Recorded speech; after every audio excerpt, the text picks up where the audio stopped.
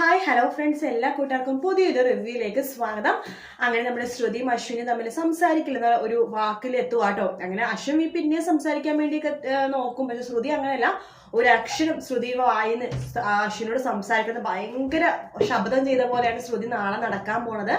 ആ സമയത്താണ് ആ വീട്ടിലേക്ക് ഒരു കോള് വരുന്നത്. അപ്പൊ കോള് വരുമ്പോഴേക്കും എല്ലാവരും ഭയങ്കര ബിസി ആട്ടോ. അപ്പൊ ലാവണ്യ പറയുന്നുണ്ട്, ശ്രുതി നീ തന്നെ പോയിട്ട് ഫോൺ എടുക്കുന്ന പറയാണ്. അയ്യോ മേഡം, അത് പോയി എടുക്ക്, ഞാനിവിടെ ഒരു കാര്യം രാമായണത്തിന്റെ ഒരു ബുക്ക് ഉണ്ട്, ആ ബുക്ക് മടക്കി വെക്കാനായിട്ടൊക്കെ നോക്കണേല്ലേ, നീ പോയി ഫോൺ എടുക്കുക എന്ന് പറയാണ്. അങ്ങനെ ശ്രുതി പോയിട്ട് ഫോൺ എടുക്കുന്നുണ്ട്. ഫോൺ എടുക്കുമ്പോൾ അശ്വിന്റെ ഓഫീസിൽ നിന്നാണ് വിളിക്കണത്. അപ്പൊ ഓഫീസിൽ നിന്നുള്ള ആൾ ആരാണെന്ന് വിളിക്കാൻ ചോദിക്കണമെന്നില്ല. ഹലോ ഹലോ, ആ അശ്വിന്റെ വീടല്ലേ, അശ്വിനോട് എത്രയും പെട്ടെന്ന് പറ, 12 മണിക്ക് ഒരു അർജന്റ് മീറ്റിംഗ് ഉണ്ട്, പെട്ടെന്ന് തന്നെ പറയാന്ന് പറയുമ്പോൾ ശ്രുതി പറയണ്ട, അയ്യോ അത് നിങ്ങൾക്ക് തന്നെ അശ്വിന്റെ ഫോണിലേക്ക് വിളിച്ച് പറഞ്ഞൂടെ, അതൊന്നും പറ്റില്ല, സമയമില്ല എനിക്ക്, നിങ്ങൾ മര്യാദക്ക് പറയാൻ നോക്കുക എന്ന് പറഞ്ഞിട്ട് ഫോൺ കട്ട് ചെയ്യണം.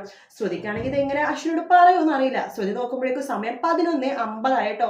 10 മിനിറ്റ് ഉള്ളൂ. 10 മിനിറ്റ് തന്നെ കാര്യം പറയണമല്ലോ, എങ്ങനെ പറയും ഇത് എന്ന് വിചാരിക്കുകയാണ്.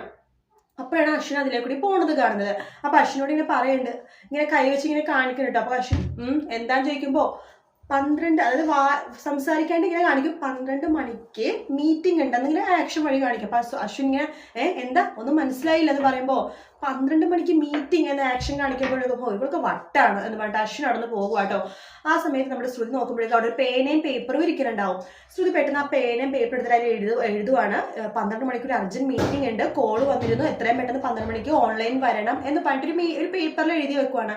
എഴുതി വെക്കുമ്പോൾ തന്നെ ലാവണ്യ വരുന്നുണ്ട്. ശ്രുതി നീ എന്ത് ചെയ്യാ, ഇങ്ങോട്ട് വന്നേ, അത് മേഡം ഇങ്ങോട്ട് വാന്ന് പറഞ്ഞിട്ട് വിളിക്കുവാണ്. ആ സമയത്ത് പെട്ടെന്ന് നമ്മുടെ ശ്രുതി രാമേട്ടനോട് പറഞ്ഞിട്ട്, രാമേട്ട ദേ ഇത് എത്രയും പെട്ടെന്ന് അശ്വിൻ സാറിന്റെ കയ്യിൽ കൊടുക്കണം കേട്ടോ എന്ന് പറയാം. അപ്പൊ ചൂണ്ടിക്കാണിച്ചിട്ടാണ് ശ്രുതി പറയണത്, രാമേട്ട ഇത് എത്രയും പെട്ടെന്ന് കൊടുക്കണം കേട്ടോ എന്ന് പറഞ്ഞിട്ട് ശ്രുതി അവിടെ നിന്ന് പോകുകയാണ്. അപ്പൊ രാമേട്ടൻ നോക്കുമ്പോൾ അവിടെ രാമായണത്തിന്റെ ബുക്കാണ് കാണുന്നത്, തൊട്ടിപ്പുറത്താണ് പേപ്പർ വെച്ചിരിക്കുന്നത്. അപ്പൊ ആ പേപ്പർ ആയിരിക്കില്ല രാമായണത്തിന്റെ ബുക്കായിരിക്കുമെന്ന് രാമേട്ടൻ തെറ്റിദ്ധരിക്കുകയാണ്.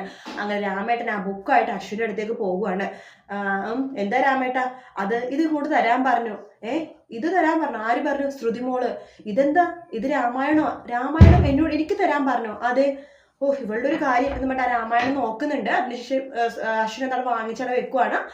രാമേട്ട നിലത്ത് വരുമ്പോഴേക്കും ശ്രുതി ചോദിക്കണ്ടേ, രാമേട്ട എന്താ കൊടുത്തോ? കൊടുത്തു മോളെ. എന്നിട്ട് എന്തു പറഞ്ഞു? ഒന്നും പറഞ്ഞില്ല, അതവിടെ വാങ്ങിച്ചു വെച്ചു. എന്തായാലും അത് വായിച്ചല്ലോ എന്ന് ശ്രുതി സമാധാനിക്കും കേട്ടോ.